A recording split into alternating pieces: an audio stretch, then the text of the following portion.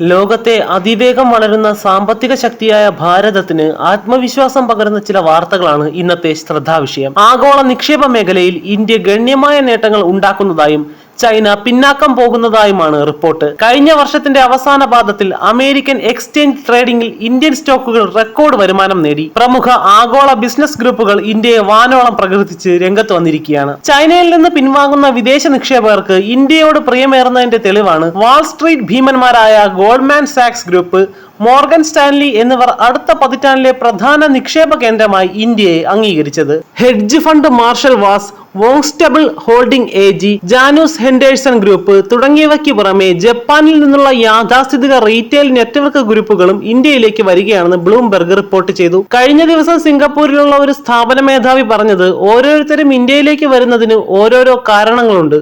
അതിലൊന്ന് ചൈന അല്ല ഇന്ത്യ എന്നത് തന്നെയാണ്. ചൈനയോടുള്ള അപ്രീതിയും ഇന്ത്യയോടുള്ള വിശ്വാസവും ലോകരാജ്യങ്ങൾക്കിടയിൽ കൂടി എന്നതിന് തെളിവാണ് ഈ നിരീക്ഷണം. പ്രധാനമന്ത്രി നരേന്ദ്രമോദിയുടെ പ്രതിച്ഛായയും വിദേശ നിക്ഷേപങ്ങൾക്കായുള്ള അടിസ്ഥാന ആവശ്യങ്ങൾ മെച്ചപ്പെടുത്തിയതും ലോകരാജ്യങ്ങളുമായി മികച്ച നയതന്ത്ര ബന്ധം പുലർത്തുന്നതിനും ഇന്ത്യക്ക് ഗുണകരമായി. റഷ്യ ഉക്രൈൻ യുദ്ധത്തെ തുടർന്നുണ്ടായ ക്രൂഡ് ഓയിൽ പ്രതിസന്ധി പോലും അനുകൂലമാക്കിയെടുക്കുവാൻ ഇന്ത്യക്ക് കഴിഞ്ഞു. അമേരിക്കയുമായും അറബ് രാജ്യങ്ങളുമായുമുള്ള നയതന്ത്ര ബന്ധം ചരിത്രത്തിലെ ഏറ്റവും നല്ല നിലയിലേക്ക് കൊണ്ടെത്തിക്കാനും ഇന്ത്യക്കായി. മനുഷ്യാവകാശ ലംഘനങ്ങൾ മുതൽ അന്താരാഷ്ട്ര മര്യാദകളുടെ ലംഘനം വരെ ചൂണ്ടിക്കാട്ടി ലോകത്തിലെ ഏറ്റവും വലിയ വളരുന്ന സമ്പദ് വ്യവസ്ഥയായ ചൈനയിൽ നിക്ഷേപകർക്ക് വിശ്വാസം നഷ്ടപ്പെട്ടുകൊണ്ടിരിക്കുകയാണ്. തുടർച്ചയായ സാമ്പത്തിക തകർച്ചകളും വിദേശ രാഷ്ട്രങ്ങളുമായുള്ള ശക്തമായ അഭിപ്രായ ഭിന്നതയും ആഗോള മാർക്കറ്റിൽ ചൈനയുടെ വിശ്വാസ്യത നഷ്ടപ്പെടുത്തിയിട്ടുണ്ട്. അതേസമയം കഴിഞ്ഞ 10 വർഷം കൊണ്ട് ലോകത്തെ മികച്ച 5ാമത്തെ സാമ്പത്തിക ശക്തിയായി വളർന്ന ഇന്ത്യ വളർച്ചയുടെ പാതയിൽ കുതിച്ചു മുന്നേറുകയാണെന്നാണ് റിപ്പോർട്ടുകൾ. ഒരു ലോകശക്തിയായി ഇന്ത്യ വളരുന്നത് ഏറ്റവും കൂടുതൽ ബാധിക്കുക ചൈനയെ ആയിരിക്കും. അയൽ രാജ്യങ്ങളുമായി ഇന്ത്യക്കുള്ള ബന്ധം തുടർന്നു പോയാൽ